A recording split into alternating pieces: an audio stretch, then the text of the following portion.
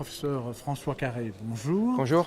Je vous reçois pour que vous nous parliez du prochain forum européen sur lequel vous allez nous apporter quelques précisions. Et pour commencer, quand est-ce que ce forum va se tenir? Alors ce forum va se tenir le 21 et 22 mars prochain à Paris, comme d'habitude. Il comprendra deux grands axes, la réadaptation, la prévention et de l'autre côté, la cardiologie du sport. Et donc, je subodore que vous êtes surtout intéressé et concerné par la cardiologie du sport. Eh bien, vous subodorez bien. Effectivement, je vais vous parler du programme qu'il va y avoir. Alors, comme d'habitude, on va essayer pour le forum de surprendre, de proposer des choses un petit peu nouvelles. Et on va tout de suite commencer par les cas cliniques. Les cas cliniques qui vont chercher, comme d'habitude, d'être interactifs, faire réfléchir l'auditoire et puis discuter, parce qu'on n'est pas toujours d'accord sur les attitudes proposées par les intervenants. Ça, ce sera la première partie. Après, on va parler des actualités en cardiologie du sport. Et ces actualités en cardiologie du sport vont être basées sur des discussions qu'il peut y avoir. Actuellement, ce qu'on sent, ça change un peu. Jusqu'à présent, on était toujours sur trop de sport peut-il être délétère. Et j'ai l'impression, en lisant ce qui sort, que l'ambiance change. On va plutôt dans l'autre sens. C'est-à-dire qu'on est en train de se dire, mais est-ce que c'est normal d'interdire tous les sports à une cardiomyopathie hypertrophique et tout?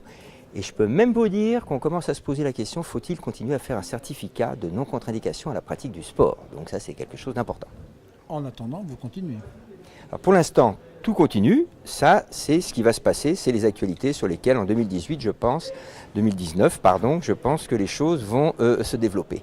Après, il va y avoir les recommandations. On va comparer les recommandations européennes et américaines. Au niveau de la cardiologie du sport, on va comparer les recommandations pour l'hypertension artérielle et les recommandations pour les patients coronariens. Sans entrer dans les détails, est-ce qu'on prend par exemple un ou deux points pour l'hypertension artérielle très significatifs qui vous frappent et sur lesquels vous avez envie de partager votre étonnement? Alors sur l'hypertension artérielle, non, il n'y a pas eu de chose qui m'ait frappé et qui m'a étonné.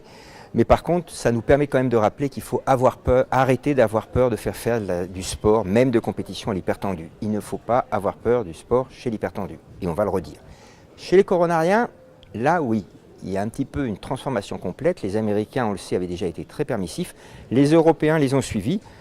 En gros, un patient qui a fait un syndrome coronaire aigu de moins de 60 ans, qui a un faible risque de récidive d'accident coronarien, peut faire tout ce qu'il veut en compétition. Il peut même participer aux Jeux Olympiques si son âge lui permet. Pas paralympique. Non, effectivement, les vrais Jeux Olympiques, si je peux dire, les vrais, c'est pas bien, les Jeux Olympiques.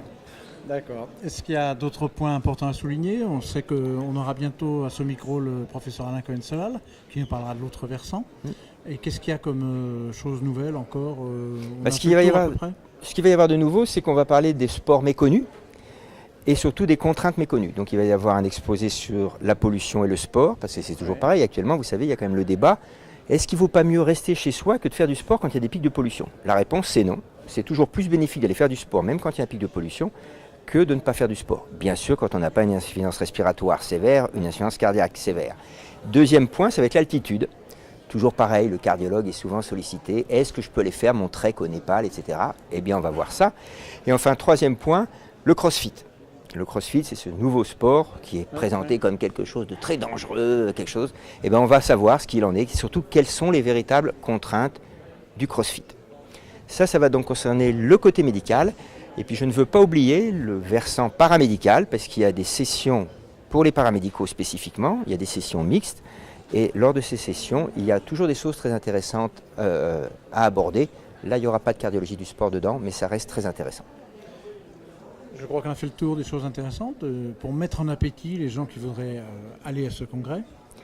Oui, j'ai tout fait pour ne pas tout dévoiler non plus. Donc effectivement, il faut qu'ils viennent pour voir la suite. Et encore un peu de suspense. Encore du suspense, oui.